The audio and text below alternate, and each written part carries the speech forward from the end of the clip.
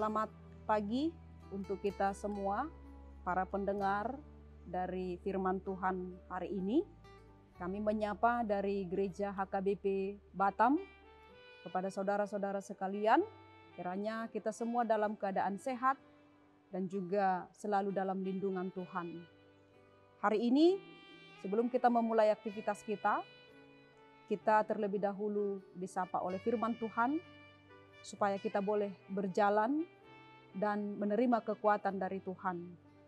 Kita terlebih dahulu memuji Tuhan melalui satu kidung pujian dari Tuhan, kita bernyanyi.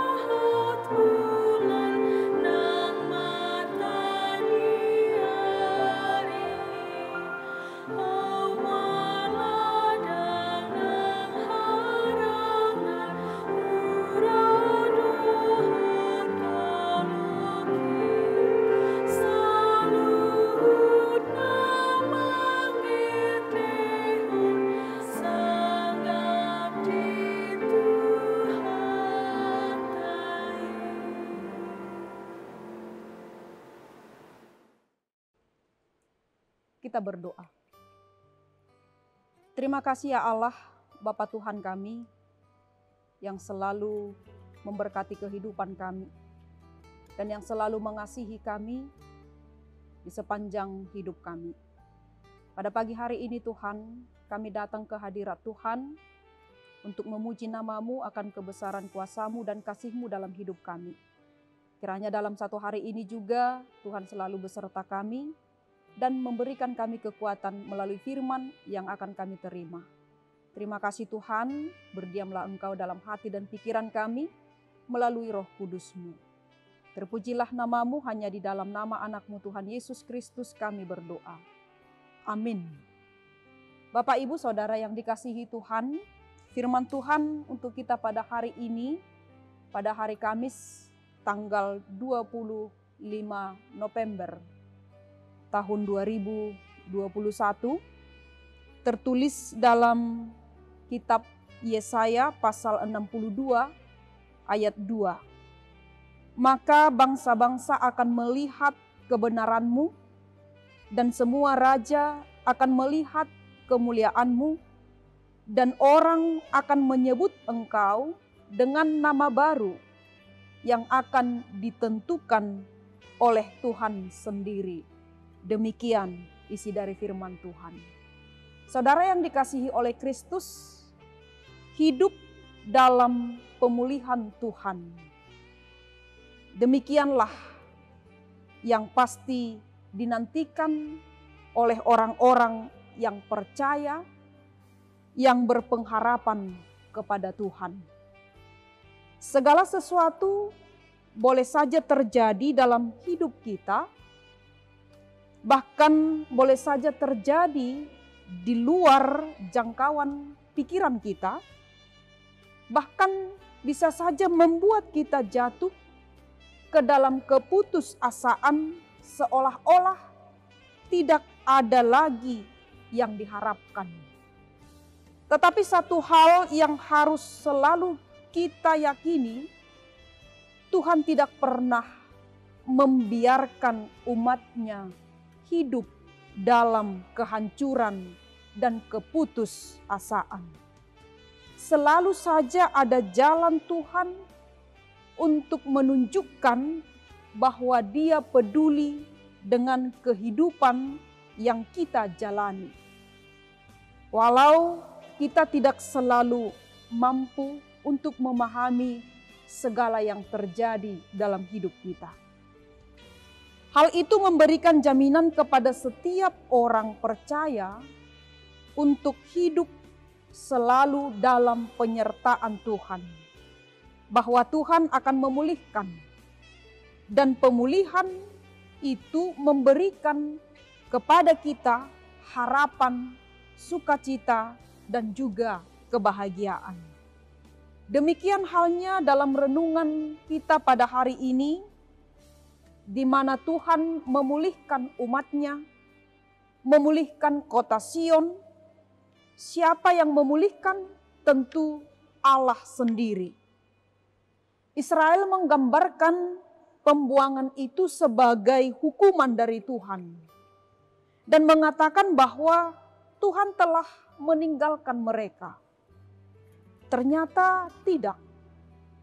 Sesungguhnya dalam pembuangan itu, Tuhan ingin membentuk mereka kembali menjadi umat pilihan yang hidup dalam kekudusan, yang memaknai kekudusan itu dengan sikap dan juga pola hidup yang berkenan di hadapan Tuhan. Hal itu terbukti bahwa tidak selamanya mereka hidup di dalam pembuangan itu. Tuhan membawa mereka keluar dari pembuangan itu, dan mereka diberikan hidup di tanah perjanjian. Hidup dalam kelimpahan kasih karunia dari Tuhan.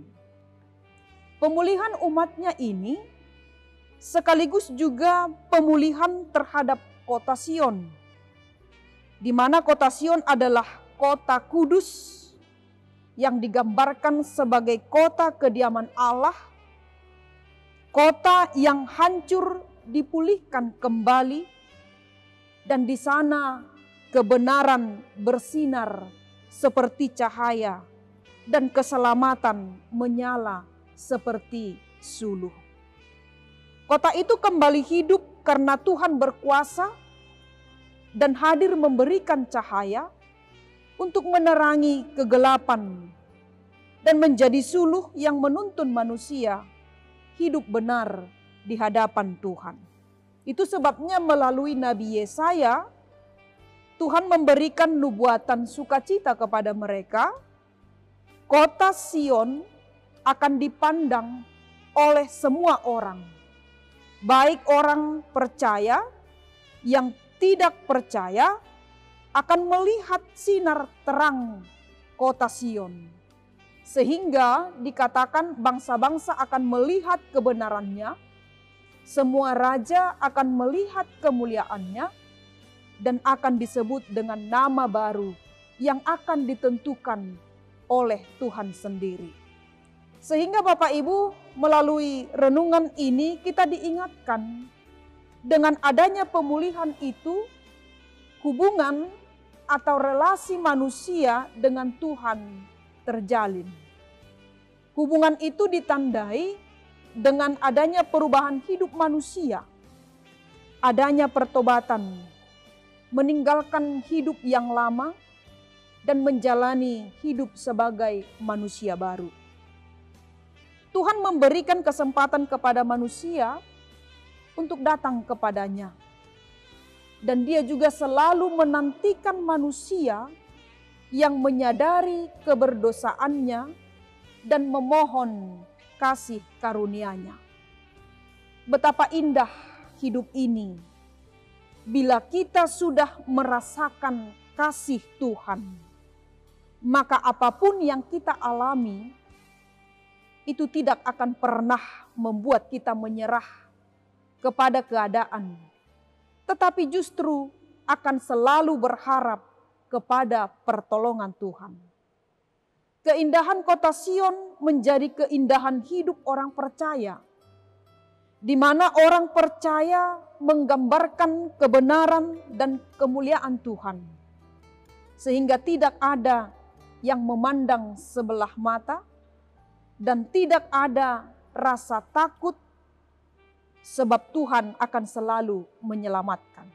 Untuk itu, Bapak, Ibu, Saudara yang dikasihi Tuhan, mari datanglah kepada Tuhan, pulihkan hubungan dengan Tuhan, sebab Dia menunggu kedatangan kita. Amin. Kita berdoa.